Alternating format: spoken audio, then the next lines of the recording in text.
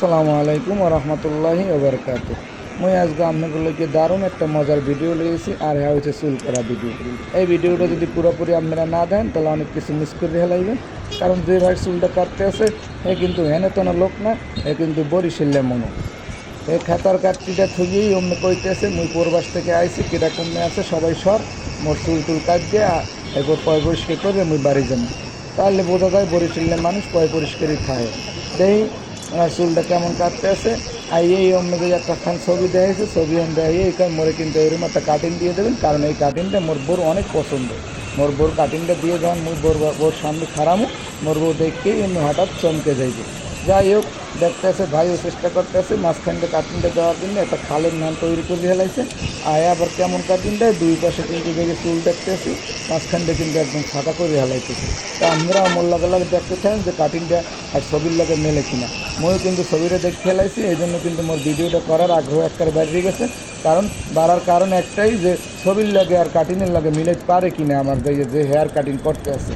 যাই হোক, এই বরিশালে মনও কিন্তু যাইয়া হাতার গাঁটটি গুট্টি সবই এই দোকানে থইয়েই চুল কাটা শুরু হয়ে দিতেছে।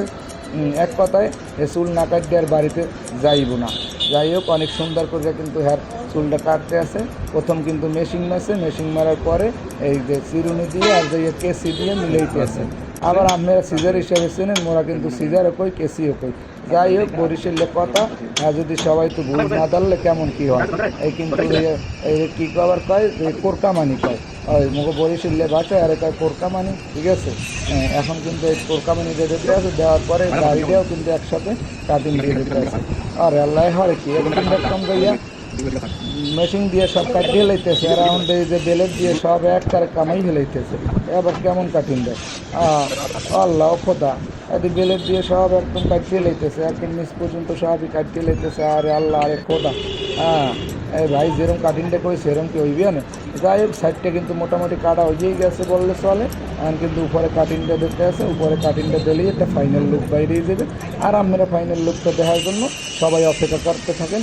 হ্যাঁ, এই কিন্তু উপরে যে হাতে যে চুলটা কাটতে আছে হাতের মাঝে চিরুনি ছাড়া, এটাও কিন্তু একটা অনেক সুন্দর একটা অভিজ্ঞতা।